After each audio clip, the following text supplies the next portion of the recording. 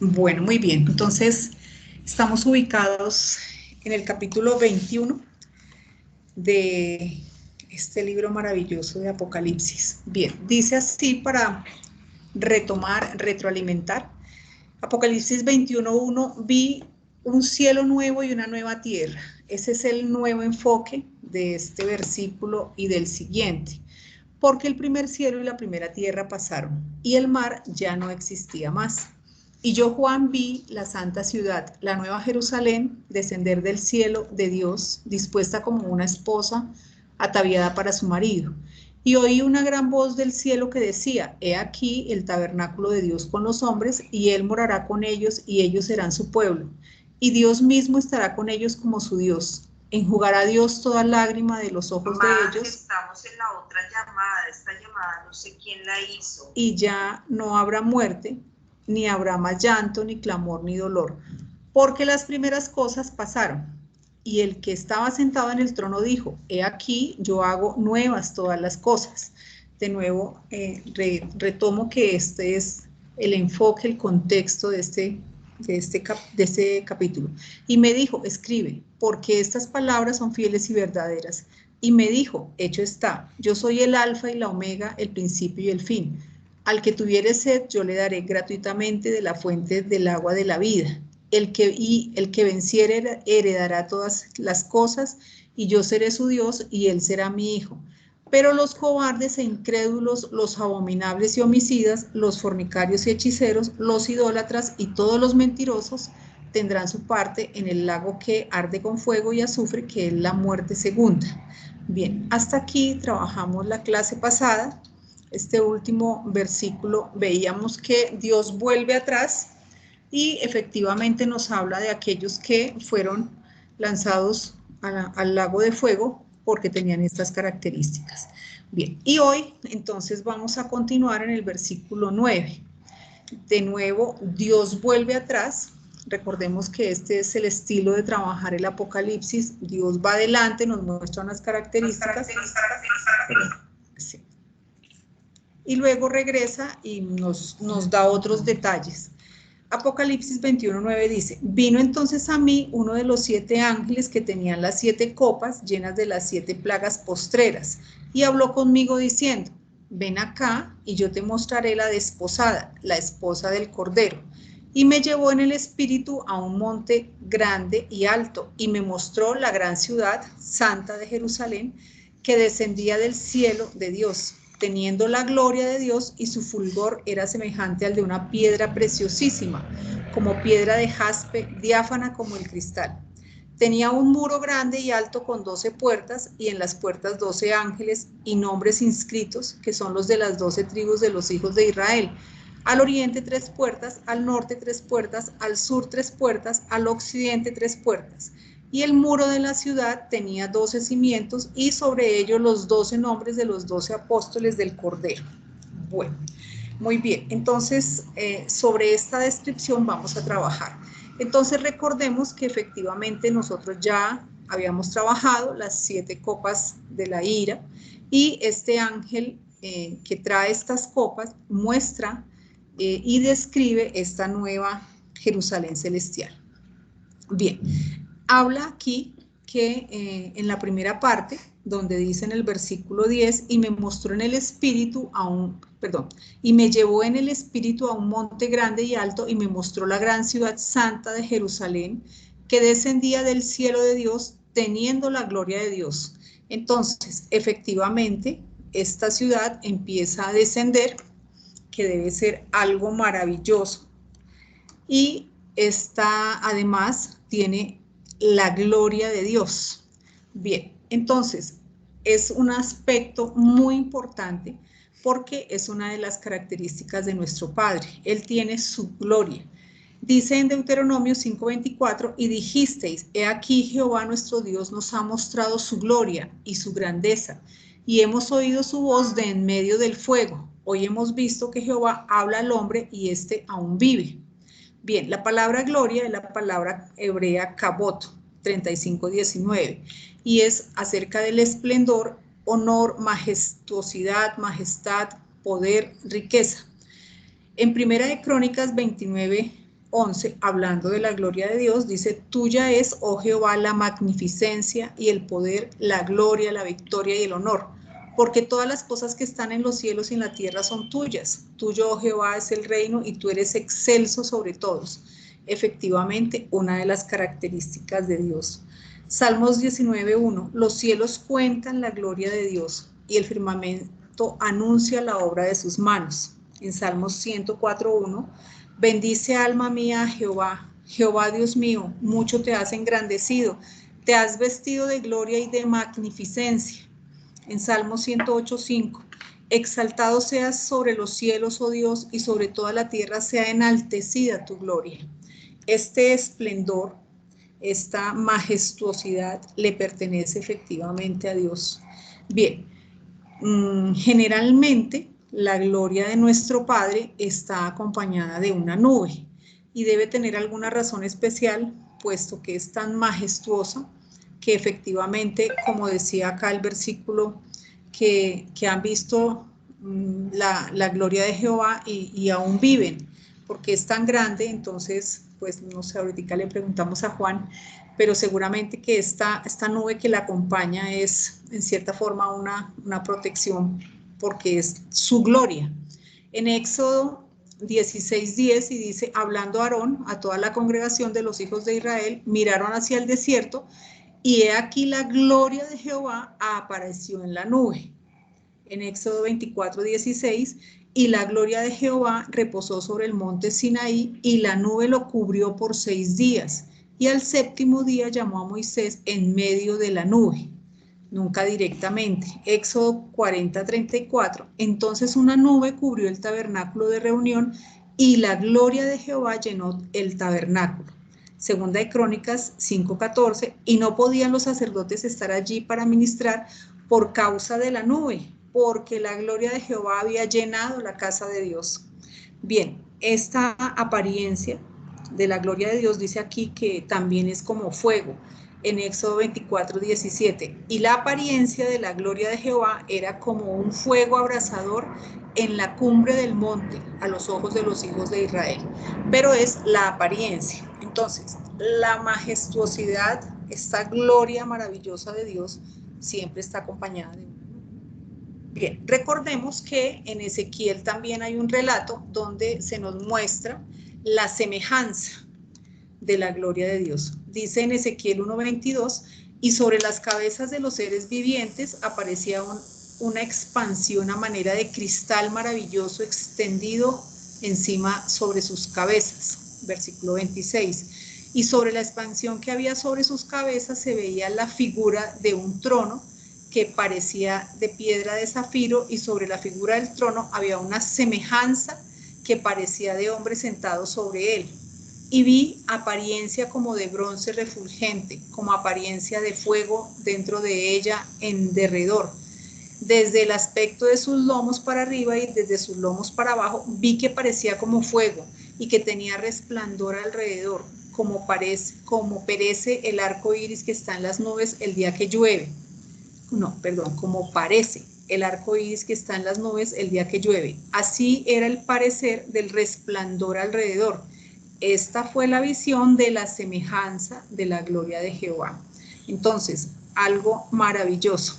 Bien, recordemos también que los querubines que están en la misma presencia de Dios y su gloria. En Ezequiel 10:1 dice, miré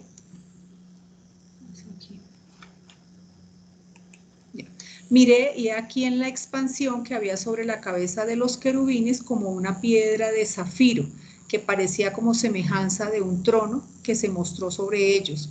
Y habló el varón vestido de lino y le dijo, entra en medio de las ruedas debajo de los querubines y llena tus manos de carbones encendidos de entre los querubines y espárcelos sobre la ciudad. Y entró a vista mía. Y los querubines estaban a la mano derecha de la casa cuando este varón entró, y la nube llenaba el atrio de adentro. Entonces la gloria de Jehová se elevó de encima del querubín al umbral de la puerta, y la casa fue llena de la nube, y el atrio se llenó del resplandor de la gloria de Jehová. y el estruendo de las alas de los querubines se oía hasta el atrio de afuera como la voz del Dios omnipotente cuando habla. Entonces, esta gloria, efectivamente estos querubines están en la presencia y en la gloria del Padre. Bien, la gloria de Dios también tiene contrastes. En la palabra se hablan de otros aspectos que están relacionados también con la gloria de Dios. Bien, la gloria de Dios es atacada por el sistema babilónico que empapa la tierra con idolatría. En Romanos 1:23, es un versículo que para nosotros es bastante conocido, dice, y cambiaron la gloria del Dios incorruptible en semejanza de imagen de hombre corruptible, de aves, de cuadrúpedos y de reptiles. El pecado es el causante de que todo sea desprovisto de la gloria de Dios. Romanos 3:23, por cuanto todos pecaron y están destituidos de la gloria de Dios. Cristo fue resucitado de los muertos por la gloria del Padre. En Romanos 6:4, porque somos sepultados juntamente con Él para muerte por el bautismo, a fin de que como Cristo resucitó de los muertos por la gloria del Padre, así también nosotros andemos en vida nueva. La gloria de Dios está asociada a la creencia. En Juan 11:40 dice, Jesús le dijo, ¿no te he dicho que si crees verás la gloria de Dios, la majestuosidad? Entonces, volviendo a nuestro versículo, dice, y me mostró la gran ciudad santa de Jerusalén, teniendo la gloria, es decir, la majestuosidad, el esplendor de Dios. Bien, viene entonces la descripción de esta Jerusalén celestial, de esta bella ciudad, dice en Apocalipsis 21:12.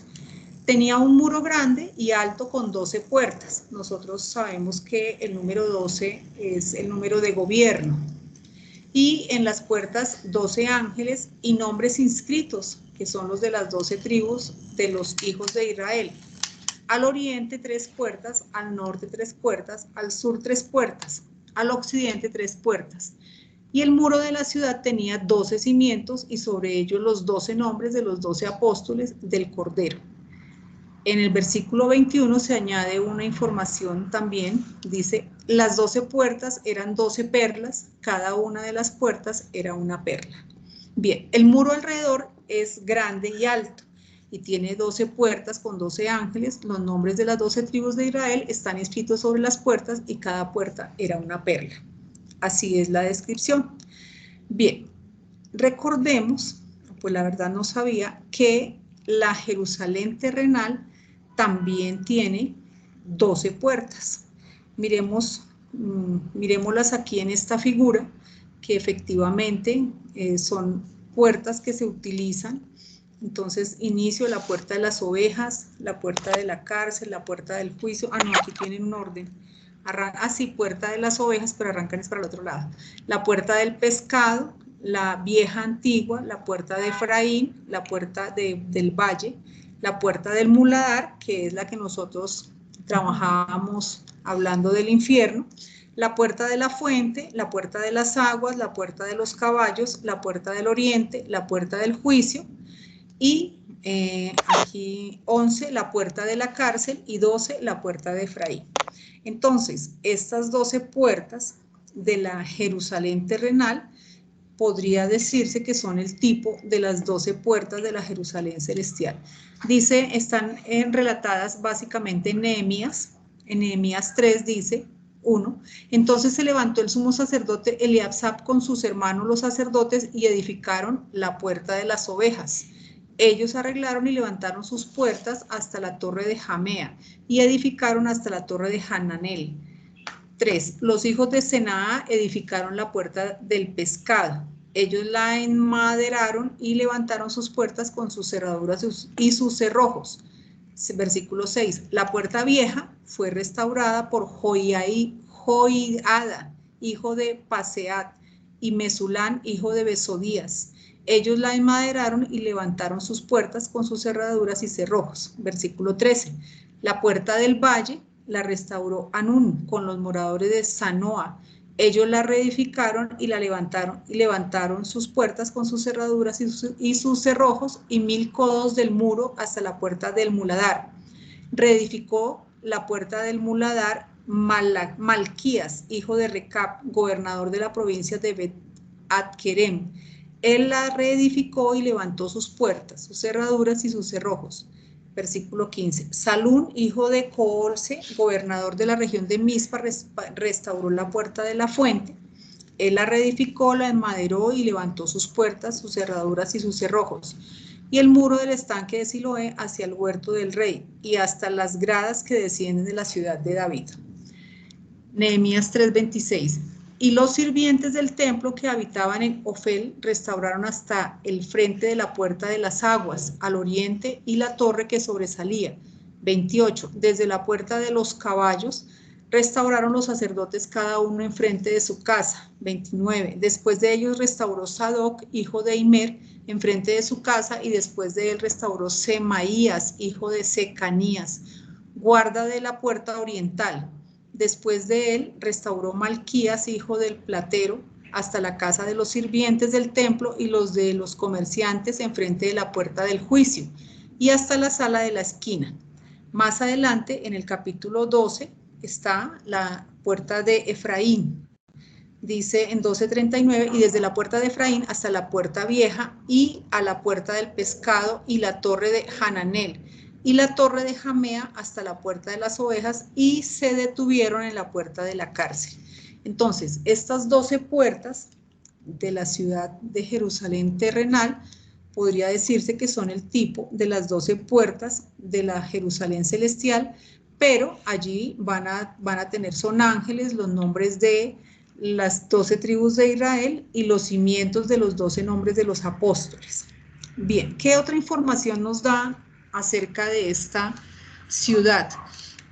Dice además en Apocalipsis 21:15, el que hablaba conmigo tenía una caña de medir de oro para medir la ciudad, sus puertas y su muro. La ciudad se halla establecida en cuadro y su longitud es igual a su anchura, y él midió la ciudad con la caña, 12.000 estadios, la longitud, la altura y la anchura de ella son iguales, y midió su muro 154 codos, de medida de hombre, la cual es de ángel. Bien, en un comentario, pues se dice que primero esta ciudad se halla establecida en un cubo prácticamente. Su longitud es igual a su anchura y él midió la ciudad con la caña, 12.000 estadios. La longitud, la altura y la anchura de ellas son iguales. Un estadio es igual a 180 metros, por lo cual si se multiplica 180 por 12.000 estadios, da 2.160.000 metros, que equivalen a 2,160 kilómetros. Entonces, 2,160 kilómetros de alto, de ancho y de profundo. Es equivalente a un sexto de la parte, una sexta parte de la Tierra. Entonces, es como el comentario de esta ciudad. Son sus medidas como un cubo. Bien, ¿qué más información trae la palabra? Los cimientos de esta ciudad son de piedras preciosas. Es el material utilizado. Imagínense eso. No trae como acá, no, trae piedras preciosas. En Apocalipsis 21:18 dice, el material de su muro era de jaspe, pero la ciudad era de oro puro, semejante al vidrio limpio, y los cimientos del muro de la ciudad estaban adornados con toda piedra preciosa. El primer cimiento era de jaspe, el segundo zafiro, el tercero ágata, el cuarto esmeralda, el quinto ónice, el sexto cornalina, el séptimo crisólito, el octavo berilo, el noveno topacio, el décimo crisopraso, el undécimo jacinto, el duodécimo amatista. Las 12 puertas eran 12 perlas, cada una de las puertas era una perla, y la calle de la ciudad era de oro puro, transparente como vidrio. O sea, no, inimaginable. Bien, esta ciudad tendrá sus propias bendiciones muy especiales, como lo dice Apocalipsis 21:22, y no vi en ella templo, porque el Señor Dios Todopoderoso es el templo de ella y el Cordero. Entonces, esto es algo que aquí ya No hay. ¿Por qué? Porque en estos tiempos, este comentario que voy a hacer, entre tanto que haya templos, altares, sacrificios, sacerdotes manteniéndose, el libre acceso al lugar santísimo de Dios aún es negado. No hay como esa disposición directa, digámoslo así. Dice en Hebreos 9:8, dando el Espíritu Santo a entender con esto que aún no se había manifestado el camino al lugar santísimo, entre tanto que la primera parte del tabernáculo estuviese en pie, lo cual es símbolo para el tiempo presente, según el cual se presentan ofrendas y sacrificios que no pueden hacer perfecto en cuanto a la conciencia al que practica ese culto.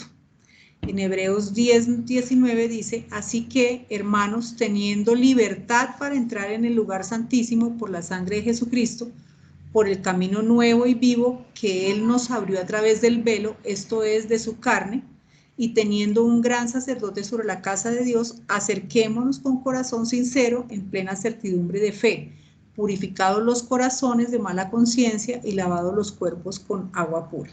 Entonces, en esta ciudad ya no será necesario ningún tipo de templo, porque como sabemos, Dios mismo y el Cordero van a estar allí.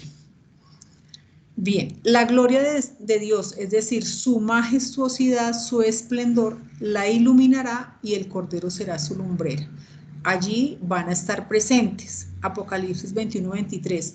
La ciudad no tiene necesidad del sol ni de luna que brillen en ella, porque la gloria de Dios la ilumina, su misma gloria, y el Cordero es su lumbrera.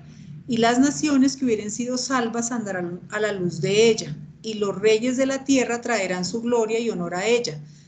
Sus puertas nunca serán cerradas de día, pues allí no habrá noche, y llevarán la gloria y la honra de las naciones a ella. Efectivamente, ya no va a haber ningún tipo de luz del sol, sino ya será la gloria de Dios la que iluminará. Recordemos que hay un tipo de esto mismo durante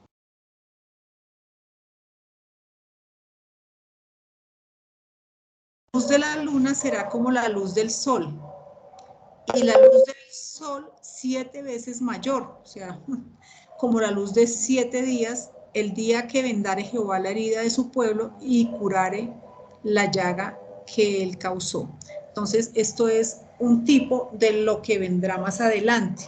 Entonces, imagínense la luna brillando como el sol y el sol 7 veces mayor, exagerado. Bueno.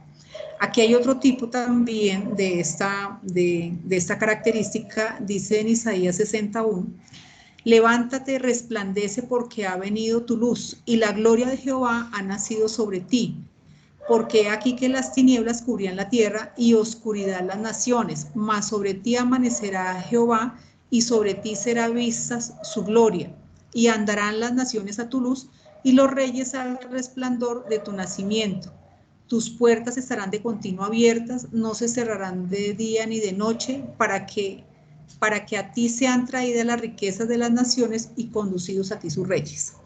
Bien, pero de la ciudad de Jerusalén celestial se profetizó en Isaías 60:19. El sol nunca más te servirá de luz para el día, ni el resplandor de la luna te alumbrará, sino que Jehová te será por luz perpetua y el Dios tuyo por tu gloria. No se pondrá jamás tu sol, ni menguará tu luna, porque Jehová te será por luz perpetua y los días de tu luto serán acabados. Los reyes de la tierra fueron arruinados y corrompidos por Babilonia, recordemos, las naciones fueron embriagadas por la ramera. Sin embargo, aquí andarán a la luz de la Jerusalén terrenal y celestial, y los reyes vendrán a ser por ella bendecidos. Todos estos son tipos, profecías de lo que ya en esta ciudad se ha cumplido, que no habrá más sol ni luna, porque será el resplandor de la gloria de Dios y del Cordero las que van a iluminar. Bien, las palabras finales sobre esta ciudad son las que son las que repiten el solemne testimonio. De nuevo dice en Apocalipsis 21:27, no entrará en ella ninguna cosa inmunda o que hace abominación y mentira, sino solamente los que están inscritos en el libro de la vida del Cordero. Es decir, vuelve atrás y recuerda que efectivamente solo los que se hallen inscritos entrarán.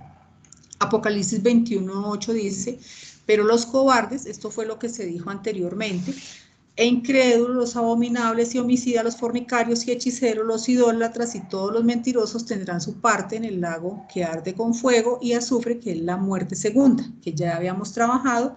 Entonces acá vuelve y se repite esta gran verdad. La ciudad, siendo el tabernáculo de Dios, implica la necesidad de ser limpia. En el tabernáculo de Moisés, al leproso, siendo impuro, o a cualquiera que hubiera contraído enfermedad, no le era permitido acercarse hasta que hubiese sido sanado. La remoción del pecado y la impureza está en la sangre de Cristo, la cual fue repudiada por aquellos que fueron lanzados en la segunda muerte. Aquí ya no se mantiene ofrenda por el pecado, es decir, los que ya entraron, están, o sea, no hay vuelta atrás. Por eso sabemos que Dios vuelve atrás y recuerda lo que ya había dicho. Bien, estamos entonces en el capítulo 22, que ya es el último para terminar el libro de Apocalipsis. Dice lo que pues vamos a trabajar aquí. Hay algunos aspectos bellos. Dice, después me mostró un río limpio de agua de vida, resplandeciente como cristal, que salía del trono de Dios y del Cordero. En medio de la calle de la ciudad y a un lado y a otro del río estaba el árbol de la vida, que produce 12 frutos, dando cada mes su fruto. Y las hojas del árbol eran para la sanidad de las naciones. Y no habrá más maldición. Y fijémonos que estas hojas son específicas para un grupo, para la sanidad de las naciones. Y no habrá más maldición. Y el trono de Dios y del Cordero estarán en ella, y sus siervos le servirán, y verán su rostro, y su nombre estará en sus frentes. No habrá allí más noche, y no tiene necesidad de luz de lámpara, ni luz del sol, porque Dios el Señor los iluminará, y reinarán por los siglos de los siglos. Y me dijo, estas palabras son fieles y verdaderas, y el Señor, el Dios de los espíritus de los profetas, ha enviado su ángel para mostrar a sus siervos las cosas que deben suceder pronto. Aquí vengo pronto, bienaventurado el que guarda las palabras de la profecía de este libro. Yo, Juan, soy el que oyó y vio estas cosas, y después de que las hube oído y visto, me postré para adorar a los pies del ángel que me mostraba estas cosas. Pero él me dijo, mira, no lo hagas, porque yo soy consiervo tuyo, de tus hermanos los profetas, y de los que guardan las palabras de este libro. Adora a Dios. Bien, entonces, se muestra allí el río de agua de vida, que ya habíamos hablado acerca de él. Es un río limpio de agua de vida, resplandeciente como el cristal, que salía del trono de Dios y del Cordero. El Señor mismo, recordemos, Él es la fuente de aguas vivas, ¿sí? Lo sabemos en Jeremías, es un versículo que ya hemos trabajado, porque 2 males ha hecho mi pueblo, me dejaron a mí que soy fuente de agua viva. Es también en Ezequiel nos da un tipo y me dijo, estas aguas salen a la región del oriente y descenderán al Arabá y entrarán en el mar, y entradas en el mar recibirán sanidad las aguas. Bien, recordemos que estas aguas, habíamos visto la clase pasada, que son específicamente para los vencedores. Bien, enfoquémonos acá un poquito en el árbol de la vida, que es muy importante tener en cuenta. En medio de la calle de la ciudad y a uno y a otro lado del río estaba el árbol de la vida, que produce 12 frutos, dando cada mes su fruto, y las hojas del árbol eran para la sanidad de las naciones. Bien, este árbol es un árbol muy especial. Vamos atrás y consideremos lo que ya sabemos acerca de este árbol. El plan de Dios para el hombre era que, estamos hablando allá en Génesis, cuando colocó el árbol de la vida y colocó el otro árbol de la ciencia, el bien y el mal. Dice, el plan de Dios para el hombre era que viviera eternamente, o sea, para ello debía comer regularmente del árbol de la vida, mostrando obediencia y dependencia a su voluntad buena, agradable y perfecta. Entonces, mientras él se mantuviera comiendo de este árbol de la vida, pues estaría todo ok. Es decir, el hombre no tenía en sí mismo vida eterna inherente. Esta vida dependía del árbol de Dios. era su decisión, su libre albedrío, el comer del hombre. Podría considerarse que el hombre fue creado mortal, es una consideración, y su inmortalidad dependía de su decisión de obedecer y confiar en Dios en un contexto de amor con el Padre. Entonces, él iba y comía del árbol de la vida y así mantenía su vida, digámoslo así, de esa manera. Se recargaba de nuevo. Bien, ¿por qué lo sabemos? Porque, como ya hemos visto, al final va a haber también una dependencia del árbol de la vida, así como lo vimos, ya lo vimos en Apocalipsis. Dice en profecía, en Isaías 66, 22, dice, porque como los cielos nuevos y la tierra nueva, que yo hago permanecerán delante de mí, dice Jehová, así permanecerá vuestra descendencia y vuestro nombre. Y aquí está la razón. Y de mes en mes y de día de reposo en día de reposo vendrán todos a adorar delante de mí, dijo Jehová. ¿Cuál es la razón para ir a adorar de mes en mes y de día de reposo en día de reposo? Está la respuesta en Apocalipsis 22:1, que es donde estamos trabajando. Después me mostró el río limpio, el versículo 2, en medio de la calle de la ciudad y a uno y a otro lado del río estaba el árbol de la vida, que produce 12 frutos. Y aquí está la respuesta, dando cada mes su fruto. Y las hojas del árbol eran para la sanidad de las naciones. Entonces, en Apocalipsis 2:7 dice, el que tiene oído, oiga lo que el Espíritu dice a las iglesias, al que venciere, le daré a comer del árbol de la vida, el cual está en medio del paraíso de Dios. Entonces, esta promesa es para los vencedores de comer nuevamente de este árbol. Así que, de nuevo en el futuro, habrá una dependencia de las naciones de mes en mes ir a comer de este árbol. Bien, ¿qué más? Este árbol es lo que completa la gran estructura del propósito de las edades, y es que lleva de nuevo, nos lleva de nuevo y nos ubica otra vez en Edén, en el paraíso donde todo empezó. Apocalipsis 2:8 dice, y Jehová, no debe ser Apocalipsis, sino debe ser Génesis 2:8. Ahí discúlpenme, es un error, es Génesis 2:8. Y Jehová Dios plantó un huerto en Edén al oriente y puso allí al hombre que había formado. Y Jehová Dios hizo nacer de la tierra todo árbol delicioso a la vista y bueno para comer. Y aquí aparece en Génesis 2:8, el árbol, también el árbol de la vida en medio del huerto, y el árbol de la ciencia del bien y del mal. El árbol de la vida en Apocalipsis regresa al comienzo en Génesis, donde Dios plantó un huerto con sus ríos y árboles frutales. Bien, vamos a hacer acá unas consideraciones que Juan nos estuvo compartiendo. Dice, ¿cómo es posible que es una de las situaciones que cuando uno es inexperto, niño, inmaduro, llega a hacer esta consideración? Y muchos hombres allí afuera, creyentes e incrédulos, la hacen. ¿Cómo es posible que Dios colocara el árbol de la ciencia del bien y del mal sabiendo que podría traer la desobediencia y estaba justo ahí en medio del huerto? Entonces, respuesta, tiene que ser el Espíritu de Dios enseñándonos, como hemos aprendido. El árbol no tiene problema. Ya hemos resumido que la situación fue la desobediencia, pues Dios les dijo, no comáis vosotros. ¿Por qué? Porque les estaba enseñando en el Espíritu. La palabra evidencia que en ese aprendizaje Dios les dio dominio de animales y plantas, como nosotros vemos, que efectivamente Dios les estaba enseñando al hombre. Pero con respecto al árbol de la ciencia y el mal, les iría enseñando más adelante, a medida que Adán y Eva fueran creciendo y fueran madurando. Efectivamente, Dios no les colocó el árbol para tentarlos. Había otras cosas para enseñarles antes de entrar en materia. Eso era como algo que iría más adelante cuando ellos ya fueran un poco más maduros. Y es igual, exactamente igual hoy. Dios nos va enseñando y en la medida que se va madurando, entonces efectivamente Dios nos va enseñando y vamos madurando. porque efectivamente al niño no se le puede dar alimento sólido. Nadie pensaría en pasarle un alimento sólido a un bebé, y así sucesivamente. Hebreos 5:13 dice, y todo aquel que participa de la leche es inexperto en la palabra de justicia, porque es niño. Ahí está la razón.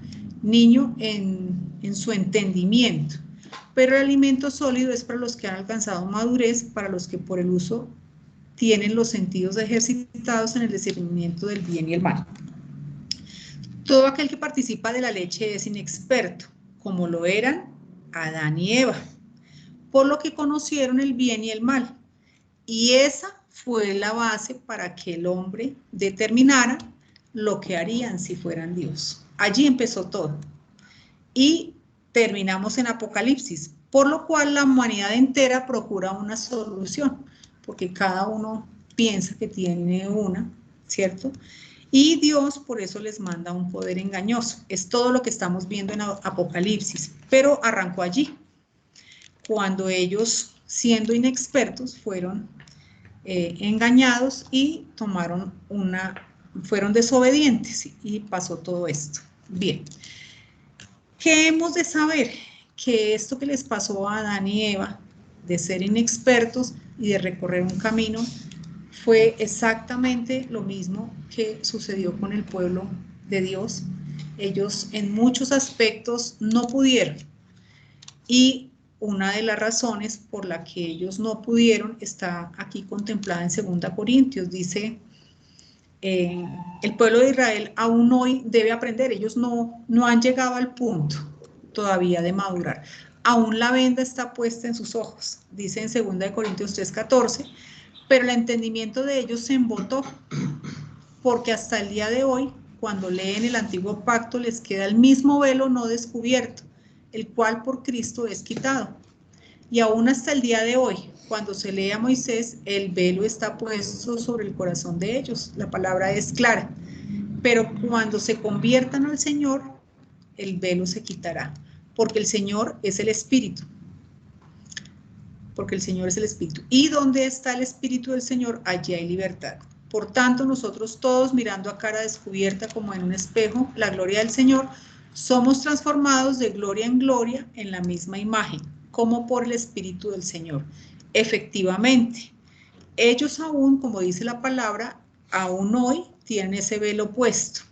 Y la idea es que cuando se quiten el velo, pues efectivamente ellos se van a convertir.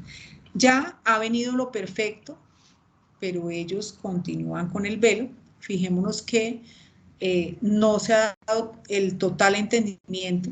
Cuando se conviertan al Señor, el velo se quitará, es decir, entender que todas las cosas son en Cristo y nada en mí. A nosotros, esto también nos ha tomado un camino. Esto mismo, ese velo que también teníamos, porque no podíamos entender que no éramos nosotros y que no había nada bueno en nosotros, solo en Cristo.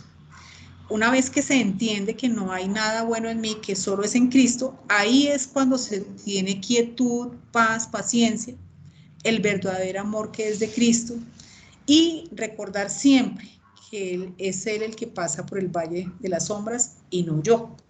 Todas estas cosas las vamos entendiendo cuando se quita el velo. Algo maravilloso para entender que efectivamente ellos inmaduros, el pueblo inmaduro, nosotros también, es también la vida de Pablo resumida acá un poco. Él tuvo un aprendizaje hasta llegar a la madurez, efectivamente. En su primera parte, aun cuando era un conocedor de la palabra y había conocido a los pies de Gamaliel, pero su andar era letra muerta. Hechos 7:58. Y echándole fuera de la ciudad a Esteban, le apedrearon y los testigos pusieron sus ropas a los pies de un joven que se llamaba Saulo. Hechos 8:1. Y Saulo consentía en su muerte. 3. Y Saulo asolaba la iglesia, arrastraba a hombres y a mujeres y los entregaba en la cárcel. Hechos 9:1. Saulo respirando aún amenazas y muerte contra los discípulos del Señor. Ese era él, ¿sí? Pero pues él tuvo su conversión en Hechos 9:4, y cayendo en tierra, oyó una voz que le decía, Saulo, Saulo, ¿por qué me persigues? Y al momento, versículo 18, le cayeron de los ojos como escamas, y recibió al instante la vista, y levantándose fue bautizado. Y nos explicaba Juan que efectivamente le fue quitada la venda y pudo ir entendiendo. Y él tuvo que estar aguardando, ¿sí? Para que Dios le mostrara, y recibió la vista. Y ya al Pablo que conocemos, que fue el que escribió, el que consume alimento sólido, el que llegó a la madurez, es el que en Filipenses dice, en Filipenses 3:8, y ciertamente aún estimo todas las cosas como pérdida por la excelencia del conocimiento de Cristo Jesús, mi Señor, por amor del cual lo he perdido todo y lo tengo por basura para ganar a Cristo. Entonces podemos ver que efectivamente Adán y Eva fueron inexpertos. Dios les estaba enseñando y ellos estaban consumiendo leche y no podía Dios enseñarles algo que ellos no iban a entender. Entonces, esto sucede en la vida de todo creyente y de todo hombre que efectivamente empieza este camino y decide crecer y madurar. Nosotros estuvimos viviendo muchos años de una manera religiosa, actuando por los 5 sentidos, creyendo en el pensamiento siempre en agradar a Dios, pero lo hacíamos por nuestras propias obras, adscribiéndonos cada uno de los logros de Cristo, pero lo hacíamos con gran honestidad. Por esta causa la palabra no era viva, porque en la carne para nada aprovecha. Ahora lo hemos ido entendiendo. Por eso la palabra es esa espada que separa cada una de las partes del tabernáculo en nosotros. Recordemos que ella es la que puede llegar hasta la parte más profunda y diferenciar lo que es del alma y lo que es del espíritu, y por supuesto lo que es de la carne, lo que es del cuerpo, ¿sí? Esta separación nos muestra el conflicto entre las dos naturalezas, que también lo hemos entendido. Y una vez que nosotros vemos que hay ese conflicto, lo que nos permite es ver el poder de Dios que reposa en nosotros, y ese poder de Dios es Cristo. Entonces, esto es madurar, y por eso nosotros al final podemos entender que ese árbol allí colocado nunca fue de una manera para tentar al hombre, y porque Dios dice la misma palabra que Él no tienta a nadie. Entonces estaba colocado ahí, por supuesto, con un propósito, pero no era el tiempo para ellos de entender cuál era ese propósito. Bien, nosotros hoy también tenemos que renunciar, como lo dice ese versículo en 2 Corintios 4:2, antes bien renunciemos a lo oculto y vergonzoso, que ya sabemos que es a ese viejo hombre, no andando con astucia ni adulterando la palabra de Dios, sino por la manifestación de la verdad, recomendándonos a toda conciencia humana delante de Dios. Pero si vuestro evangelio está aún encubierto, entre los que se pierden está encubierto, es decir, entre los que no quieren dejar ese viejo hombre y se mantienen así delante de Dios, o sea, en su viejo hombre. Bueno, todas estas son cosas de vida. Ya realmente queda muy poco para terminar con este pedazo, que es básicamente, bueno, yo voy a ir porque realmente no valdría la pena hacer otra clase. Aquí efectivamente voy a terminar. Bueno, voy a tomar unos minutos de Juan. Entonces, en el caso nuestro, nosotros hemos de esperar, así como lo hemos hecho, de aguardar que se nos caigan las escamas, que ese velo que cubría nuestro entendimiento se vaya cayendo, para que efectivamente alcancemos madurez, y hemos de ejercitar nuestros sentidos en las cosas importantes de la palabra, ¿sí? es importante saber que todas las cosas que hemos aprendido en los últimos tiempos han sido maravillosas acerca del el conflicto de las dos naturalezas que moran en nosotros, cómo todas las cosas en Cristo, haciéndonos como niños, van a suceder. Entonces, esto era para hacer una reflexión acerca de que efectivamente Adán y Eva fueron inmaduros en el momento de que ellos estaban ahí, pero no, Dios no les podía explicar inmediatamente qué sucedía con ese árbol. Bien, para ir terminando en esta última parte, como lo dice la palabra, en el Apocalipsis 22:3 dice que ya no habrá más maldición. Recordemos que esta maldición está escrita en Génesis 3:17 y efectivamente se introdujo por la desobediencia. Y al hombre dijo, por cuanto obedeciste a la voz de tu mujer y comiste del árbol que te mandé diciendo, no comerás de él, maldita será la tierra por tu causa. Ahí está la maldición, con dolor comerás de ella todos los días de tu vida. Entonces, en este renovado paraíso ya no habrá más maldición, estará el trono de Dios y del Cordero, sus siervos iluminados por su luz, por su gloria, y ellos reinarán. Esto es lo más lejano que Dios nos ha mostrado acerca de su gran propósito. Ya aquí a este punto han sido derribadas todas las barreras, absolutamente todas, sus enemigos, la muerte, ha sido inclusive el templo ya desapareció, ya se va directamente a Dios y por eso llegamos hasta aquí, ¿sí? De aquí en adelante lo que hacen es el cierre de todas las cosas que Juan oyó y vio del versículo 6 en adelante. Dice en Apocalipsis 22:6, y me dijo, estas palabras son fieles y verdaderas, o sea, todo lo que le relató del Apocalipsis, y el Señor, el Dios de los espíritus de los profetas, ha enviado su ángel para mostrar a sus siervos las cosas que deben suceder pronto. He aquí yo vengo pronto. O sea, recordemos que esto estaba dispuesto si el pueblo de Israel se arrepentía. Bienaventurado el que guarda las palabras de la profecía de este libro. Yo, Juan, soy el que oyó y vio estas cosas, y después que las hube oído y visto, me postré para adorar a los pies del ángel que me mostraba estas cosas. Pero él me dijo, mira, no lo hagas porque yo soy consiervo tuyo, de tus hermanos los profetas y de los que guardan las palabras de este libro. Adora a Dios.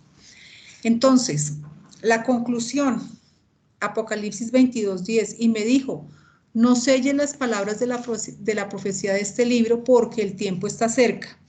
El que es injusto sea injusto todavía, y el que es inmundo sea inmundo todavía, y el que es justo practique la justicia todavía, y el que es santo santifíquese todavía.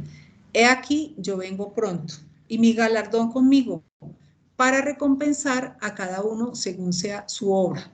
Y este fue el otro gran tema, poder entender que hay una salvación disponible, pero también hay recompensas. Eso fue algo maravilloso que Dios hizo con nosotros. Yo soy el alfa y la omega, el principio y el fin, el primero y el último. Bienaventurados los que lavan sus ropas para tener derecho al árbol de la vida y para entrar por las puertas en la ciudad. Aquí, en este último capítulo, se pronuncia 4 veces que viene pronto. Apocalipsis 22:13. Yo soy el alfa, el omega, el principio y el fin, el primero y el último. Bienaventurados los que lavan sus ropas para tener derecho al árbol de la vida y para entrar en las puertas de la ciudad. Y el espíritu de la esposa dice, ven, y el que oye, diga, ven, y el que tiene sed, venga, y el que quiera, tome del agua de la vida gratuitamente. Yo testifico a todo aquel que oye las palabras de la profecía de este libro. Si alguno añadiere a estas cosas, Dios traerá sobre él las plagas que están escritas en este libro. Y si alguno quitare de las palabras del libro de esta profecía, Dios quitará su parte del libro de la vida y de la santa ciudad y de las cosas que están escritas en este libro. El que da testimonio de estas cosas dice, ciertamente vengo en breve, amén. Sí, ven Señor Jesús. La gracia de nuestro Señor Jesucristo sea con todos vosotros, amén. Una bendición se pronuncia sobre aquellos que guardan las palabras de la profecía de este libro. Al mismo tiempo, un severo juicio sirve de amenaza para cualquiera que añada o sustraiga de estas palabras proféticas. Entonces, hemos terminado casi 3 años de estudio. Gracias a Dios por permitirnos. Y bueno, entonces que Dios los bendiga. Juan. Esa era la noticia. Hoy terminamos. Apocalipsis. Sí, ¿me escucháis? Sí, ¿me escucháis? Sí, señor. Bueno, pues me Bueno, vienen pues muchas me vienen cosas muchas cosas al al pensamiento. pensamiento.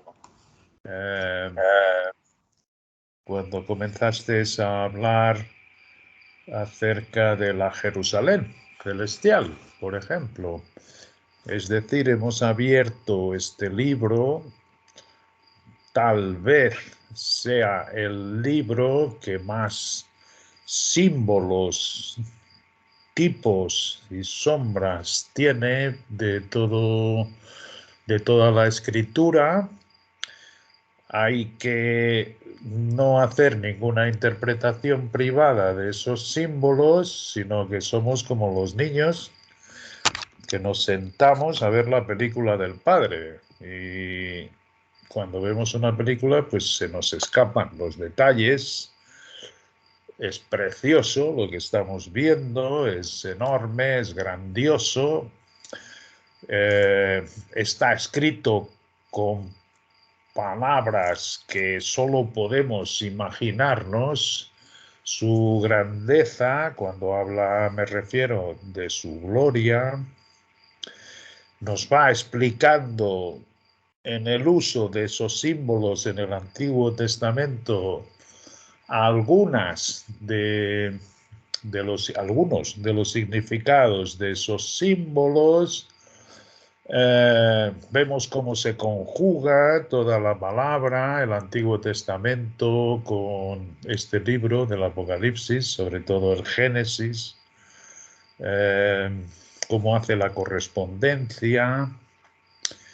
Y todo esto comienza siempre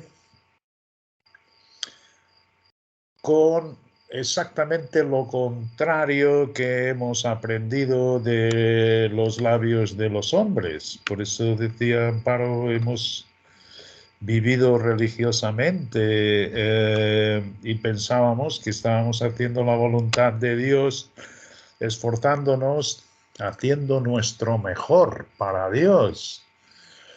Y es verdad, al espíritu le cuesta mucho quitarnos las escamas de los ojos hasta que llegamos a comprender, y cuando llegamos a comprenderlo, vemos que es mucho más sencillo y mucho más fácil de lo que nosotros habíamos pensado. Entonces, ¿de qué se trata? Todo se trata de tu conversión, pero literal, tu conversión literal, perder tu vida y ganar la de Cristo. Esto es literal, esto es lo que Dios ha procurado siempre, siempre. Esto es lo que procuró en Adán y Eva, poniéndoles debajo y a sus pies los animales, las plantas, el jardín para que lo cuidara. Dios es el que le estaba enseñando las cosas y tenían que tener esa tal madurez, que no fuesen ellos a imaginarse que viéndose tan bien formados, creados, pues que podían conocer todas las cosas del bien y del mal sin tener en cuenta a nuestro Dios.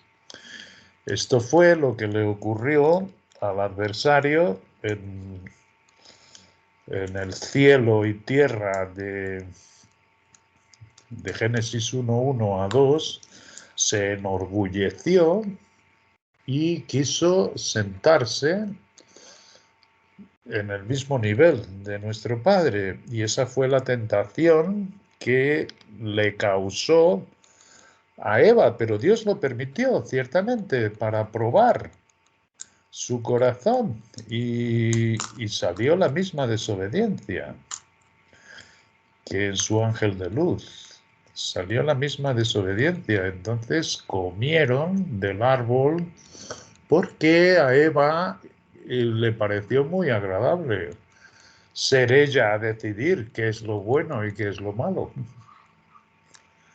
Y el hombre, por amor a su mujer, comió con ella. Y desde ahí atrajo la desobediencia, por supuesto, y desde ahí está tratando la humanidad de enseñarnos y de enseñarse a sí propia qué es lo bueno y qué es lo malo. ¿Qué es lo que ha ocurrido con eso? Pues que ese mismo día ciertamente morirían. Así mismo, morirían. Esa es la sentencia y se cumplen. Todos los hombres que vienen a este mundo, toda la persona, se va a la muerte. Por el gran amor de nuestro Dios, que es siempre muy superior a todo lo que nos podemos imaginarnos, pues se hizo carne. Él propio se multiplicó en el Hijo y el Verbo se hizo carne. O sea, esa palabra, su espíritu se hizo carne, vino, como lo dijeron sus profetas, a través de una virgen, y ciertamente esto lo hizo para llevarnos de vuelta a Dios. Pero el primer paso, ciertamente es la conversión. Y la conversión no es yo creo en Jesucristo. Eso es algo que decir Jesucristo es Señor, como nos dijeron, si confiesas con tu boca que Jesucristo es el Señor. No, cualquier incrédulo, cualquier religioso, cualquier cobarde, cualquier, como los adjetivos que ahí hemos visto en el Apocalipsis, puede hacerlo. No, lo que Dios requisita efectivamente es que tú tienes que reconocer que en ti solo hay debilidad y muerte y que por tanto precisas de un sustituto. Así mismo. Y desde ese día comienza esta batalla de las dos naturalezas dentro del cristiano. Eso es algo que muy bien explicado en Romanos, como Pablo, después de mostrar que ni las naciones, los gentiles, ni los judíos, ni hombre alguno, no hay justo ni uno solo. Después de demostrarlo en los primeros capítulos, pues nos muestra la justicia gratuita de Dios para todo aquel que en él cree. Para todo aquel que en él cree, vuelvo a decir, por muchas escrituras. Yo ahora cada vez que encuentro, que leo las escrituras, veo que tiene que haber siempre esa transformación. Cuando se conviertan al Señor, y está hablando de los creyentes, está hablando de, en este caso, la ceguera de Israel, pero esta ceguera de Israel es mundial, es decir, Israel se coloca como tipo y sombra, y esa escritura principalmente está escrita para ellos, que todavía tienen la venda puesta, pero esto sabemos que es mundial. ¿Por qué? Porque la ramera Babilonia, que tiene a su dios mundano por detrás, ha puesto esta venda a todos los hombres y a nosotros también. Efectivamente. Y cuando se conviertan al Señor, esa venda se comienza a retirar. Y no somos nosotros que la retiramos. Ciertamente esta es la obra de Dios en Cristo en nosotros. Y vamos a las Escrituras viendo como en un espejo su gloria. Y entonces vamos viendo cómo es esta nueva creación que tenemos dentro. Y eso mismo es cierto que con Pablo, fíjate, Pablo, cuando leemos en las Escrituras que él era un fariseo, No podemos pensar que él era un hombre hipócrita, como los fariseos que persiguieron a nuestro Señor y lo entregaron a la muerte. No, había fariseos, se podrían considerar como los sabios de Israel, es decir, como los que tenían un conocimiento muy grande de las Escrituras. No hacían otra cosa. Él conocía las Escrituras, pero como ha explicado Amparo esta noche, no dejaba de ser letra muerta. ¿Por qué? Porque no había habido ese perder su vida, no había esa conversión. Él estaba haciendo su mejor según lo que le habían enseñado en la tradición, con la palabra, pero letra muerta. Y fíjate a dónde había llegado, perseguir a la iglesia y considerarse el último de los santos, que no tenía mérito ninguno para que Dios lo hubiese escogido y ser su apóstol para llevarle la luz a las naciones, aunque él dice en las Escrituras que eso lo hizo Dios como ejemplo en sí mismo, como diciendo, si a mí fue capaz nuestro Dios y Padre de convertirme, Él lo puede hacer con el mayor pecador de este mundo. Esto es lo precioso. La conversión es necesaria, literal. Esto es literal. Este es la piedra de toque para nuestro Dios, el reconocer que hasta que en concreción se dé nuestra epifanía fundiéndonos con Él, vamos a tener que cargar con el viejo hombre. Y esto lo permite nuestro Padre. Por tanto, cuando Él dice que la paz de Dios gobierne en vuestros corazones, tiene que haber una vía para que, aún teniendo esta gran debilidad en nosotros, manifestemos los frutos de Cristo al nivel que podemos manifestarlo al día actual, que es muy grande, es precioso. Es decir, esto es muy bonito porque podemos vivir la vida sorprendiéndonos con la cantidad de riqueza que ha puesto Dios en Cristo en nosotros. Y ciertamente vamos viendo sus cualidades salir de nosotros. Entre ellas ese tal consuelo y paz que yo estoy convencido que vamos a disfrutar cada vez más, porque cada vez están cayendo más escamas de nosotros, cada vez vemos perfectamente estas dos naturalezas y entonces con mucho más deseo oramos a Dios para que Él termine su obra perfeccionando en nosotros. Bueno, otra de las cosas que es que ha sido precioso, todo lo que hemos visto del Apocalipsis nos ha abierto las Escrituras, no solo lo que ahí viene, en lo que hemos podido comprender, como digo, cuando vemos una película aparecen muchísimos detalles y los perdemos, por eso una buena película, cuando la ves dos veces, pues ves más y más y más y más detalles. Pues así es con nuestro Dios. Pero una vez que sabemos esto, nos preguntamos acerca de la Jerusalén celestial, que es otra cosa que muy pocos han conseguido ver. Y no se habla nada de la Jerusalén celestial en el Antiguo Testamento. El primero que habla sobre la Jerusalén celestial es Pablo, que por inspiración escribió que Abraham recibió esa revelación y también su descendencia, Isaac, Jacob y el remanente de vencedores. ¿Qué es el remanente de vencedores? Hemos aprendido que a través de todas las dispensaciones de nuestro Dios, La humanidad ha seguido siempre de mal a peor. Pero siempre ha habido este remanente pequeño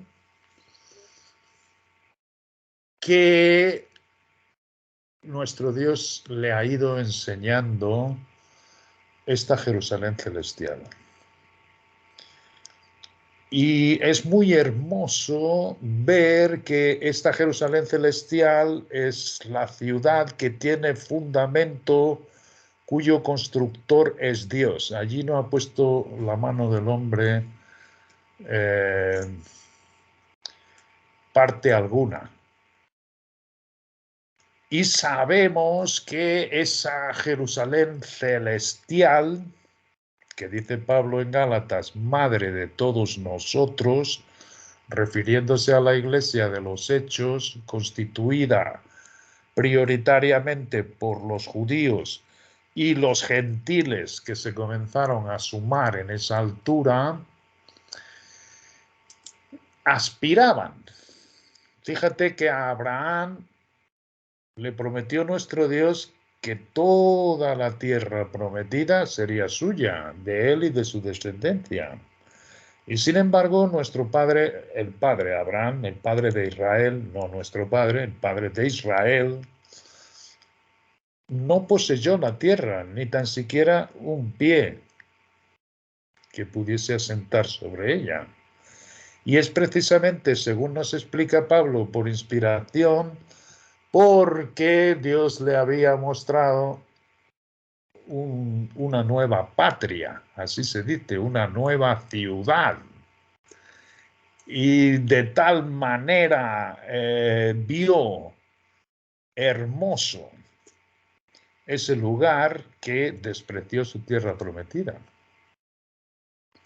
Y vivió aquí como extranjero y peregrino, lo cual vuelve a ser también un tipo y sombra para nosotros en aplicación, porque todos nosotros, a medida que se forma este Cristo dentro de nosotros, cada vez nos está separando Dios más del mundo y más ganas tenemos de dejar todo esto y fundirnos con Él. Esto es precioso.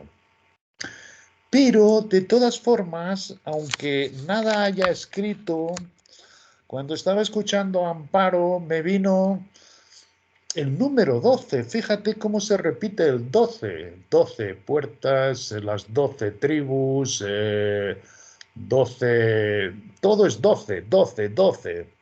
Y es que ciertamente todos estos vencedores de todas las dispensaciones, que no son el cuerpo de Cristo, que somos nosotros, es precioso, sin embargo nuestro Señor es el mismo, de ellos y nuestro, es la promesa que les hizo a todos los que vieron ese lugar. Y es el gobierno. Es el gobierno. El 12 es el número del gobierno. Y esa Jerusalén que sabemos ahora ocupará el lugar de los lugares celestiales donde todavía hay principados y potestades de maldad que serán de allí expulsos cuando aparezca nuestro Señor en su gloria en los cielos más altos y Miguel lo expulse de allí cayendo estos a la tierra, cuando esa parte se quede limpia, será sustituida por esta tal Jerusalén celestial. Y no desciende hasta el final del milenio. No desciende hasta el final del milenio.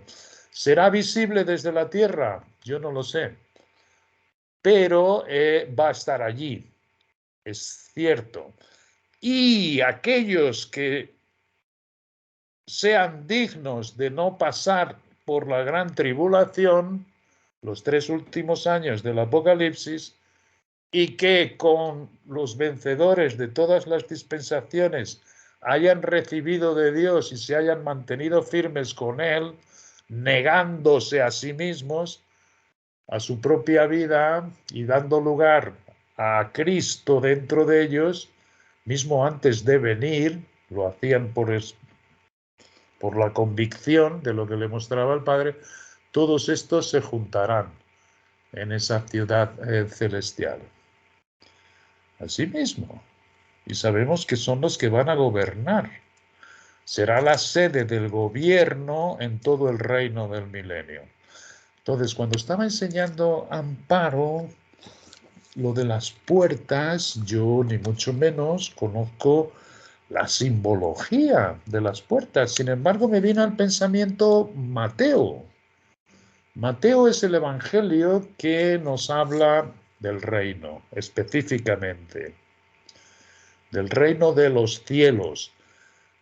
Y en las parábolas yo comencé a ver los nombres de las puertas y efectivamente corresponden con las parábolas del reino de los cielos.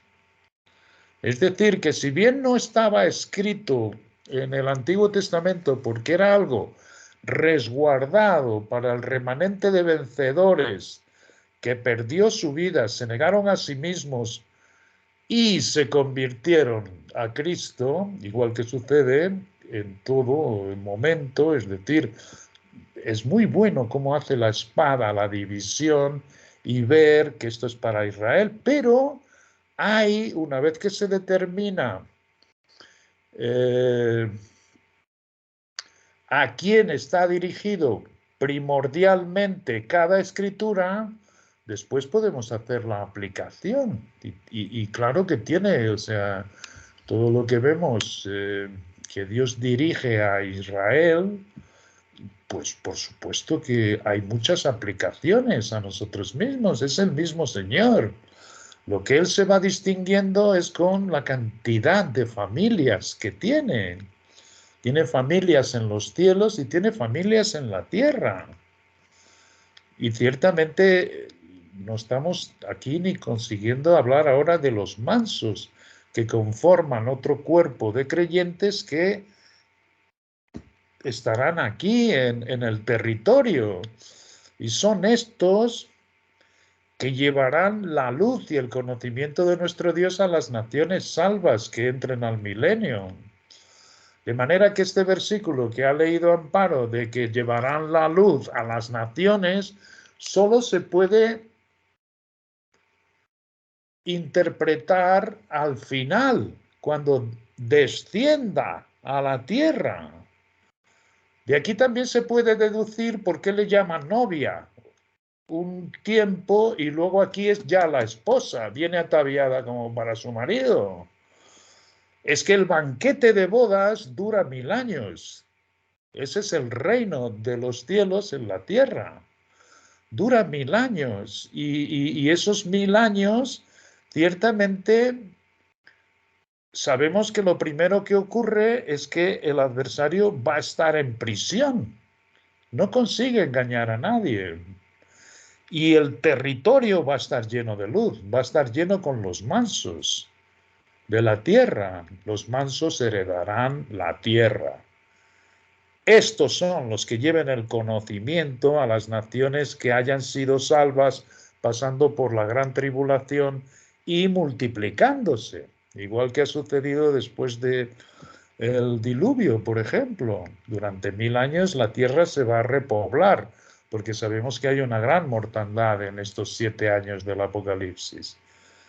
Y quienes van a llevar la luz y el conocimiento de nuestro Dios son los que hayan heredado el territorio, y esos son los mansos. Es precioso. En la Jerusalén celestial estarán el gobierno, la sede del gobierno principal de nuestro Dios, que se llama la novia. Por tanto, la novia es un grupo muy selecto de Israel. La promesa fue hecha a todos, sin embargo, solo un remanente consiguió estar allí. Asimismo, consiguió esa recompensa. Después, cuando desciende a la tierra, viene como ataviada como esposa para su marido, que es Cristo, del cual nosotros hacemos parte de su cuerpo. Esto es hermoso, cómo se va haciendo toda la palabra una unidad. Pero solo con respecto a las puertas, Acordaros que las parábolas eran la manera de nuestro Señor Jesucristo esconder las cosas del reino para los incrédulos y los meramente curiosos, y dárselas a entender a aquellos que procuraban a nuestro Dios. Entonces, después de la palabra del sembrador, en que él dice cómo cae la semilla, y la que cae en buena tierra, que es Cristo, solo Él, no en nosotros, sino en Él, bueno, pues nos explica la semilla de mostaza, que es la simiente más pequeña, pero que se va haciendo cada vez más grande. Después nos habla de la parábola de la levadura, que dice que una mujer la introdujo. Y siempre que sale levadura es negativo, es decir, el adversario pone la cizaña y pone levadura y todo se hace muy grande, pero tiene muy poca sustancia, no tiene ninguna. Va contándonos todo esto. Después dice cuál es el uso de las parábolas, y es precisamente para que estos no lo sepan, los incrédulos y los meramente curiosos, sino que son para los que procuran. Después viene la parábola de la cizaña, que sabemos que son los hijos del reino y los hijos del adversario. Asimismo, y todo lo que sea trigo va a ser salvo. Todo lo que sea cizaña va a ser echado al lago de fuego. Otro detalle que es hermoso de esta noche es que al final nos dice: los cobardes, los incrédulos, los idólatras, los abominables, serán echados todos. ¿Cómo es posible? En el milenio después, al final, se van a echar. Sí, se van a echar, porque ya hemos visto que el milenio va a estar llena la tierra, ciertamente, de las naciones, a las cuales los que estén en el territorio, que son los mansos, llevarán la palabra. Pero además no será como hoy, sino que van a ser recibidos como verdaderos embajadores. O sea que será gente muy... Y estos, las naciones, no pueden hacer mal. Pero sabemos que muchos van a obedecer fingidamente.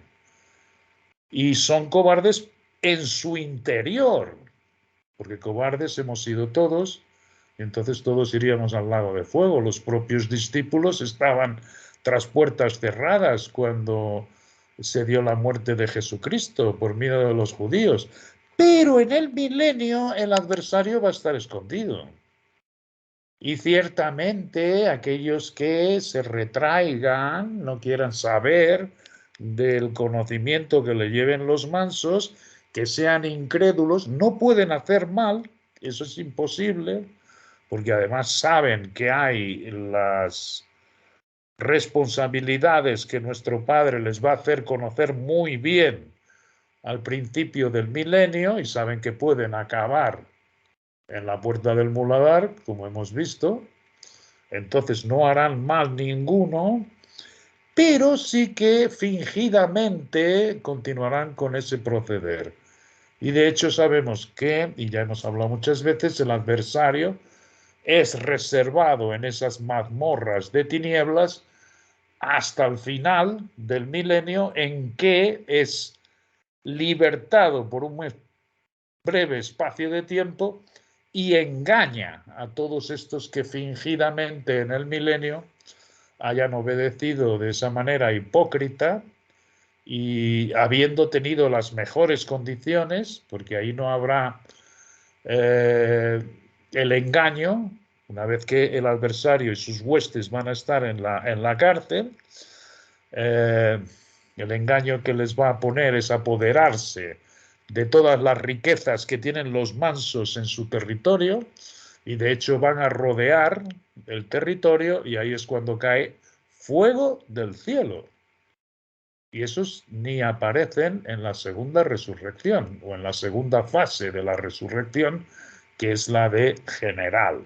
Porque la primera, cuando Cristo vuelva, después de los 7 años, en la cual hay que incluir la nuestra, que será la primera fase, la de la Epifanía antes de los 7 años, la del rapto, los 3 años y medio a la mitad, y a su venida, entonces, todos los que se hayan ido a dormir en Cristo. ¿Ok? Todos los que se hayan ido con esa esperanza. Después se da el milenio y al final hay otra resurrección general de todos los hombres que no hayan ido antes al lago de fuego. Bueno, muchas cosas. Pero cuando estaba Amparo hablando sobre esto, fijaros que las puertas son perlas. Es genial. Primero, al oriente, la puerta del oriente, que es donde puso nuestro Padre, deben ser, es increíble, cada puerta nos dice por dónde han entrado a esta ciudad y cada una tiene que tener su espacio en las Escrituras. Y dice en el capítulo 13, versículo 44, además, el reino de los cielos es semejante a un tesoro escondido en un campo, el cual un hombre halla y lo esconde de nuevo, como Abraham lo escondió cuando se lo mostró Dios. Y se lo mostró a todos los que fueron del remanente, que se transformaron ciertamente, que se convirtieron, que perdieron su vida, que se anularon a sí mismos y permitieron la obra de Cristo dentro de ellos. La obra que hay que ser como niños, para que Él sea el que te enseñe todas las cosas. Y lo esconde de nuevo. Eso es lo que hizo Abraham, su hijo Isaac, Jacob. Y gozoso por ello va y vende todo lo que tiene. Lo da por basura, como hizo Pablo. Da por basura la tierra prometida. Le da igual. Lo que él fijó fue aquello que tenía y que no le permitió Dios que hablase, como a Jesucristo, las cosas claramente, sino por parábolas. Y aquel que procura, encuentra. Y después dice, y gozoso por ello va y vende todo lo que tiene y compra solo aquel campo. Claro. La perla del gran precio. También el reino de los cielos es semejante a un mercader que busca buenas perlas. Acordaros que las puertas de la ciudad nos han dicho que eran 3 de cada lado, 3 por 4, 12, y cada puerta una perla. Cada puerta realmente es un remanente que entró en la distinta dispensación de nuestro Dios. Que habiendo hallado una perla preciosa, la entrada a esa ciudad, fue y vendió todo lo que tenía y la compró. ¿Y qué es una perla? Una perla, ostras, hay muchas. Ostras, hay muchas, pero con perla adentro hay muy pocas. Esto nos habla del remanente que ha estado Dios continuamente y Amparo en su exposición, dejarnos ver con la hija de la mujer que habla en Apocalipsis, los 7000 que no doblaron sus rodillas ante Baal, el remanente que Dios conoce, esos son los que van a gobernar. La sede principal, las piedras preciosas, que son 12, la piedra preciosa es poder. A las piedras se les da una simbología de poder a cada una. La esmeralda, los rubíes, las cosas profundas de la palabra están escondidas, no para el que se alimenta solo del alimento de la superficie, sino aquel que va cavando a lo fondo, allí se encuentran los tesoros de la palabra. Y los tesoros de la palabra son más literales de lo que nosotros podemos imaginarnos. Y esta ciudad es literal. Y este poder es literal. Lo que esta gente va a tener allí arriba es una potestad enorme en el servicio de nuestro Dios, por supuesto. Pero de esto está hablando. Fíjate, esto es la perla. Encontró la puerta y vendió todo lo demás. Y se dedicó a ganarse su perla. Dio su vida por basura. Se anuló a sí mismo y permitió la obra de Dios dentro de él. Y en nosotros, claro que es Cristo. Después dice el 47, asimismo el reino de los cielos es semejante a una red que echada en el mar recoge de toda clase de peces. Y cuando lo vi, porque yo he leído muchas veces esto y no lo he entendido bien, porque después dice, y una vez llena la sacan a la orilla y sacando recogen los buenos en cestas y los malos echan fuera. Y yo no entendía, yo decía, ¿cómo es esto? Esta parábola no la comprendo bien. Pero ahora me he dado cuenta que al lado de la puerta de las ovejas, acordaros que las ovejas, Jesucristo, cuando estuvo en su ministerio aquí en la tierra, no le permitió el Espíritu que fuese por camino de gentiles, sino que fuese antes a las ovejas perdidas de Israel. Por tanto, hay una puerta del remanente judío, pero hay una pesca de creyentes que se hicieron prosélitos. Prosélitos que renunciaron a su propio origen y se adscribieron las bendiciones de Israel. Esta es la puerta del pescado. Y realmente los buenos son puestos en cestas, en sitios privilegiados. Los que adhirieron, pero ciertamente no se negaron en su vida, no entrarán por ninguna de estas puertas. Podrá ser que estén en el territorio, pero esos Dios los conoce. Nuestro Padre nos dice que no juzguemos, ni mucho menos. Él es el que lo conoce. Después he visto la puerta vieja y también, ciertamente, en este mismo capítulo 13 de Mateo, en el versículo 51, Jesús le dijo, ¿habéis entendido todas estas cosas? Y los discípulos las entendieron. Por tanto, a todo esto que les ha hablado, a nosotros tal vez no las comprendamos, pero ellos sí que fueron iluminados y las entendieron, porque respondieron, sí, Señor. Y él les dijo, por eso todo escriba docto en el reino de los cielos es semejante a un padre de familia que saca de sus tesoros cosas nuevas y cosas viejas. Es hermoso porque había la puerta vieja. Es precioso, es decir, yo no pretendo que conozca toda la simbología de las puertas, pero ciertamente el que indague en su palabra va reconociendo específicamente en qué tiempo, en qué administración, de nuestro Padre se fueron añadiendo su remanente, entrando cada uno por su puerta, que era una perla. Todos vieron esta Jerusalén celestial. Esto es a lo que se refiere nuestro Dios, ciertamente, cuando escribe la palabra no está escrita para todos, ni mucho menos.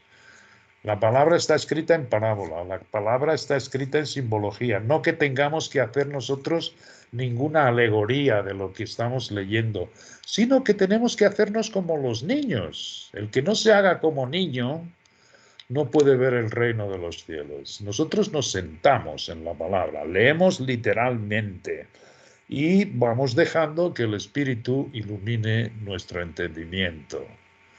Pero es cierto que nuestro Dios dice que todas sus familias, sea Israel, sean los prosélitos que se juntaron a Israel, sea los que vivieron antes de la ley escrita, los que vivieron debajo de la ley, las diversas compañías, el cuerpo, la iglesia que es su cuerpo, la cual Pablo da, es el culmen de las escrituras, sin el cual las escrituras se quedan incompletas, y es donde ciertamente se da la suprema esperanza, que no es ni esta Jerusalén celestial. Ese no es nuestro local. Fíjate, es por encima de todos los cielos, por encima de todos los principados y potestades, y un cuerpo que tiene como cabeza a Cristo. Es decir, la esperanza nuestra es superior, y esto son palabras suyas y no mías, a la esperanza de la Jerusalén celestial, que es para el remanente de los creyentes. De manera que muchas cosas nos ha abierto el estudio de este Apocalipsis con muchísima, no digo yo, ni mucho menos con muchísima luz. No, no, no, no. Pero sí que nos ha dejado ver nuestro Padre mucho más de su película, de su propósito. Y es como siempre digo, si es ciertamente Cristo en nosotros el que nos muestra, siempre engrandece a Dios y empequeñece al hombre. Primeramente a nosotros, porque es curioso, todas estas riquezas disponibles las tiene Dios de una manera muy contraria a lo que nos han enseñado los hombres, porque si no, solo los eruditos, solo los sabios las alcanzarían. Y sin embargo, nuestro Dios dice que escogió a lo necio del mundo, a lo débil, para avergonzar a los sabios. De manera que ciertamente el que hace caso de nuestro Señor y se convierte, es decir, permite el versículo de que el que comenzó en vosotros la buena obra la perfeccionará hasta el día de Jesucristo, ese es el que se gana todas estas cosas. Ese es el que heredará con él todas estas cosas. Ese es el que reinará en los 1000 años, que es el banquete de bodas, que duran 1000 años. Ese es. Al final de esto hay indicios en la palabra que todas las familias se juntan en una y es cuando el Hijo le entrega todo ya redimido al Padre y pasa a ser Dios todo en todos, no lo que es ahora, Cristo todo en todos. Pero para esos que en este día, hora, se niegan, pierden, acordaros, aquel que pierda su vida la ganará. Aquel que quiera ganar su vida, que son ciertamente los que entran por la puerta ancha, y recordar siempre, no tiene nada que ver con salvación, ¿eh? Salvación es algo mucho más amplio. Salvación, eso está hecho por Cristo, por su sacrificio en la sangre que Él derramó. En ese sacrificio consiguió traer al hombre otra vez de vuelta a nuestro Dios. No, solo se va a perder la cizaña. Los que ciertamente hayan sido renacidos de esa simiente. Esos son los únicos que se van a perder. El resto va a ser toda salva. Pero las riquezas, y es para esos que escribe nuestro Dios la palabra, y que son ciertamente lo contrario de lo que han aprendido del mundo. Y encaja entonces que solo los niños porque en sí mismo no ven nada, se deleitan en su debilidad, sabiendo que manteniendo este hombre viejo completamente dormido y completamente sin hacerle caso ninguno, no huyendo de él como yo me he llevado mucho tiempo, pensando que golpeaba mi cuerpo como Pablo y repitiendo la palabra y no, es letra muerta. No, yo ya no huyo, ya no, solo veo mi debilidad continuamente, pero se suaviza sabiendo que, es decir, es una batalla en que pasa a ser una leve tribulación momentánea, sabiendo que esto es lo que nos dice nuestro Dios que tenemos dentro. Nuestra conciencia se queda muy aguda, muy aguda, sale más debilidad de la que nosotros podíamos haber imaginado que tendríamos y es perfecto porque es como la herida que mantenemos en abierto para que se limpie y le dé el aire del Espíritu y lo vaya cambiando en su cuerpo de gloria. Qué hermoso lo del cuerpo de gloria. Es cierto que a Dios nadie lo ha visto jamás, ni lo podría ver, sino que Él en su condescendencia se hizo hijo para que descendiendo hasta lo más bajo pudiésemos conocerlo y Él llevarnos de nuevo hasta los brazos de nuestro Padre. Bueno, muchas cosas tenía cada vez que estaba escuchando los versículos, pero creo que esto ya es más que suficiente por hoy. Muchas gracias.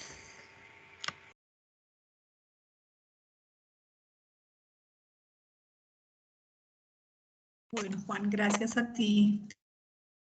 Bien, yo creería...